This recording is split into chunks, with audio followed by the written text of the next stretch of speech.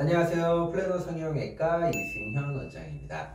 자, 오늘 이 시간에는 이제 코성형에 대해서 제가 한번 말씀을 드려볼까 하는데, 우리가 이제 코성형을 할 때 필요한 재료가 있습니다. 그래서 재료 중에서도 이제 가장 중요한 게 자가연골인데, 이 자가연골 이야기를 여러분과 한번 나눠보고 싶습니다.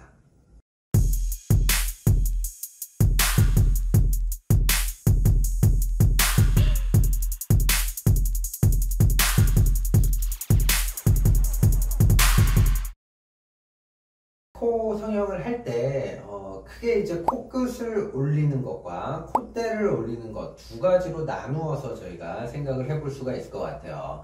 콧대를 올릴 때에는 보통 저희가 이제 보형물이 들어갑니다. 근데 이제 코끝을 세울 때는 이제 코끝 부분을 저희가 보형물, 실리콘 보형물로 올리는 것이 아니라 보통 자가연골을 이용해서 이제 지지대를, 코끝에 지지대를 딱 세워서 코끝 연골을 위로 올려주는, 그렇게 코끝을 좀 세워주는 그런 방식으로 코끝 수술이 이루어지게 되는데, 일반적으로 저희가 가장 많이 쓰는 자가연골은 콧구멍 좌우를 나눠주는 이제 벽이 있어요. 이걸 이제 비중격이라고 하는데, 이 비중격 연골을 이제 제일 많이 씁니다.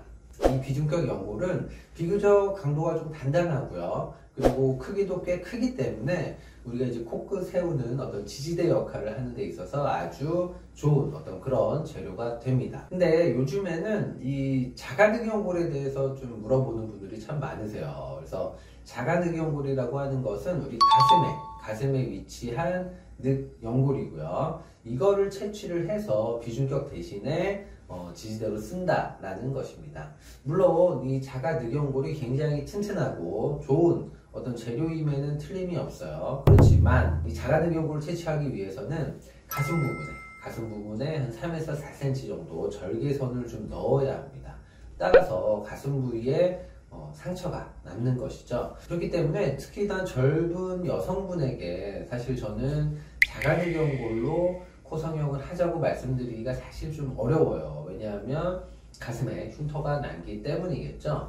근데 최근에 이제 상담받으러 오시는 분들이 어느 병원에서는 자가늑연골을 처음부터 쓰자고 그렇게 얘기를 한다고 들었다라는 말씀을 꽤 많이 하시는 것 같아요. 그래서 최근에 왜 이렇게 자가늑연골을 많이 쓰는 병원이 늘었을까라고 좀 고민을 좀 해봤는데, 아마 그 이유는 기증늑연골이 이제 없어졌기 때문이라고 저는 생각을 합니다.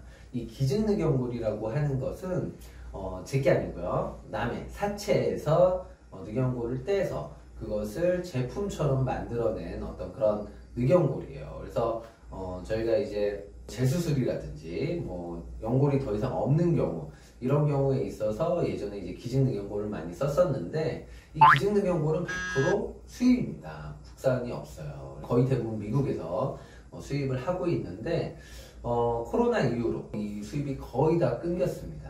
그래서 지금 이제 코로나가 이제 시작된 지 한 2, 3년 이렇게 돼가다 보니까 대부분의 이제 가지고 있던 기증늑연골이 바닥이 났어요. 그래서 더 이상 기증늑연골을 쓸 수가 없으니까 이제 자가늑연골을 쓰자라고 아마 많은 병원들에서 하고 있는 것 같습니다. 이 자가늑연골이 뭐 나쁘다는 건 아니지만, 아까도 말씀드렸지만 굳이 처음 수술하시는 분들한테부터 이 자가늑연골을 굳이 쓸 이유가 있느냐, 저는 거기에 대해서 의문을 좀 갖게 되고요. 충분히 첫 수술인 분들은 비중격, 귀연골을 이용해서도 코끝을 충분히 올려드릴 수가 있기 때문에 저는 첫 수술 같은 경우 자가늑연골을 쓰지 않습니다. 하지만 여러 번 이제 코 성형을 하셔서 더 이상 재료가 없는 분들은 어쩔 수 없이 이제 재료가 없으니까 자가늑연골을 떼서 이제 수술을 하는 경우도 있는데요. 이런 경우는 이제 재수술인 환자들에 한해서 이루어지고 있습니다. 지금까지 코성형에 이용하는 이 자가연골에 대해서 제가 말씀을 좀 드려봤는데요. 사실 뭐 결국 선택은 환자 자신의 몫인 것 같아요. 그래서 너무 한 병원만 상담을 받지 마시고 좀 여러 병원 다녀보시면서 충분히 상담을 받아보시고 결정을 하신다면 후회 없으리라고 생각을 합니다. 네, 지금까지 플래너 성형외과 이승현 원장이었습니다.